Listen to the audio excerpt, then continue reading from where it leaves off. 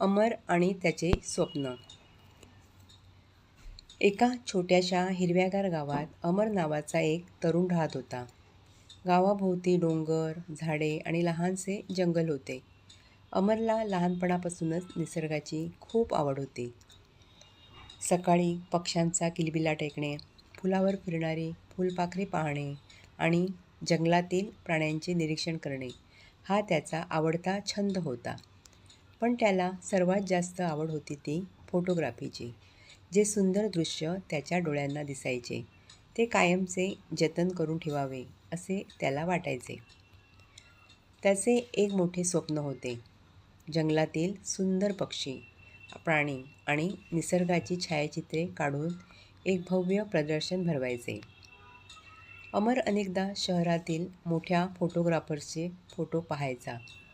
त्यांच्या हातात महागडे कॅमेरे, मोठ्या लेन्स आणि आधुनिक उपकरणे असायची. ते पाहून तो प्रभावित व्हायचा, पण त्याचवेळी निराशही व्हायचा. कारण अमर गरीब कुटुंबातून आला होता. घरातील परिस्थिती साधी होती. रोजच्या गरजा भागवणेच कठीण होते. महागडा कॅमेरा खरेदी करणे तर दूरची गोष्ट होती. हळूहळू त्याच्या मनात एक विचार पक्का झाला.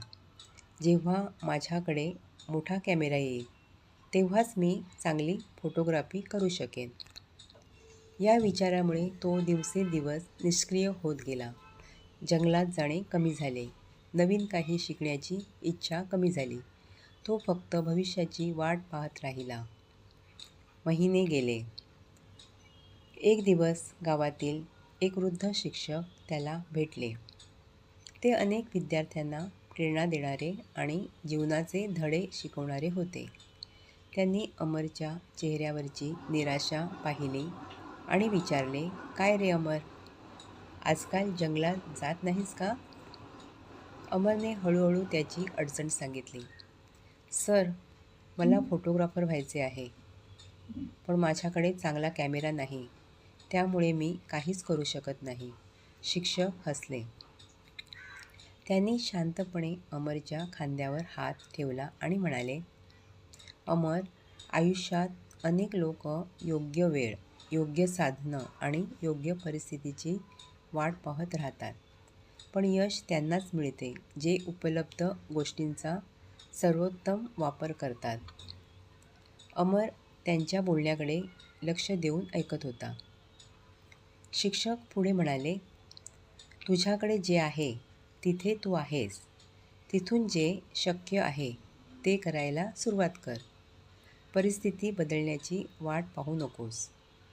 सुरुवात केलीस तर परिस्थिती स्वतः बदलू लागेल." त्या रात्री अमर बराच वेळ विचार करत बसला. अचानक त्याच्या लक्षात आले की त्याच्याकडे एक जुना मोबाईल फोन आहे. तो साधा होता, पण त्यात कॅमेरा होता. "मी याच्याने सुरुवात का करू नये?" त्याने स्वतःला विचारले. दुसऱ्याच दिवशी सकाळी तो जंगलात गेला. सुरुवातीला फोटो विशेष चांगले आले नाहीत. कधी प्रकाश कमी असायचा, कधी फोटो धूसर यायचे. पण त्याने हार मानली नाही. महागडी लेन्स नसल्यामुळे त्याला पक्ष्यांच्या जवळ जावे लागायचे. तो तासनतास शांत बसून निरीक्षण करायचा. हळूहळू त्याला पक्ष्यांच्या सवयी समजू लागल्या. कोणता पक्षी कोणत्या वेळी येतो, कोणत्या झाडावर बसतो, कोणत्या दिशेने उडतो, हे सर्व तो लक्षात ठेवू लागला. त्याने प्रकाशाचा अभ्यास केला.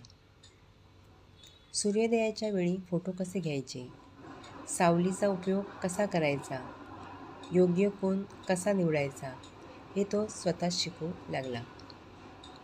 दिवस गेले, आठवडे गेले. आता त्याचे फोटो आधीपेक्षा खूपच सुंदर दिसू लागले. मोबाईल कॅमेऱ्याच्या मर्यादा असूनही त्याने निसर्गातील भावना, रंग आणि सौंदर्य अप्रतिम पद्धतीने टिपले. एका दिवशी त्याने आपले काही फोटो सोशल मीडियावर टाकले. सुरुवातीला काही लोकांनी त्यांना पसंती दिली. नंतर अधिक लोक त्याचे फोटो शेअर करू लागले. काही महिन्यातच त्याचे फोटो हजारो लोकांपर्यंत पोहोचले. एका प्रसिद्ध फोटोग्राफी मासिकाच्या संपादकाची नजर त्याच्या फोटोवर पडली. त्यांना विश्वासच बसत नव्हता की हे फोटो एका साध्या मोबाईलवर काढले गेले आहेत. त्यांनी अमरशी संपर्क साधला. त्याची मेहनत, चिकाटी आणि कौशल्य पाहून ते खूप प्रभावित झाले.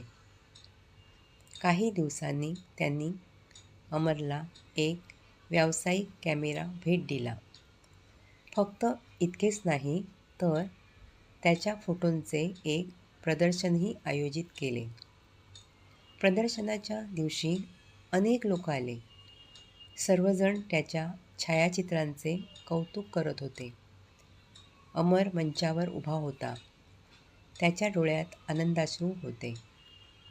त्याला त्या वृद्ध शिक्षकांचे शब्द आठवत होते. तुझ्याकडे जे आहे त्यातून सुरुवात कर. आज त्याच्याकडे मोठा कॅमेरा होता, पण यश त्याला कॅमेरा मिळाल्यामुळे नव्हे, तर त्याने सुरुवात केली म्हणून मिळाले होते. मित्रांनो, उत्कृष्ट काम करण्यासाठी नेहमीच मोठ्या साधनांची गरज नसते. अनेक वेळा आपण योग्य संधी, जास्त पैसे किंवा उत्तम परिस्थितीची वाट पाहत बसतो. पण खरे यश त्यांनाच मिळते जे उपलब्ध साधनांचा पूर्ण क्षमतेने वापर करतात. आज तुमच्या हातात जे ज्ञान, कौशल्य किंवा साधन आहे त्याचा 100% उपयोग करा. छोटी सुरुवातही मोठ्या यशाचा पाया बनू शकते. कारण यशाची सुरुवात साधनांपासून होत नाही, ती सुरुवात कृतीपासून होते. तुम्हाला कथा आवडली असेल तर कृपया चॅनल सबस्क्राईब करा. बेल आयकॉन दाबा. त्यामुळे नवीन कथा तुम्हाला मिळत राहतील. आणि कॉमेंटमध्ये नक्की सांगा तुम्हाला ही कथा कशी वाटली. कुटुंबीय आणि मित्रांसोबत शेअर करायला विसरू नका. धन्यवाद.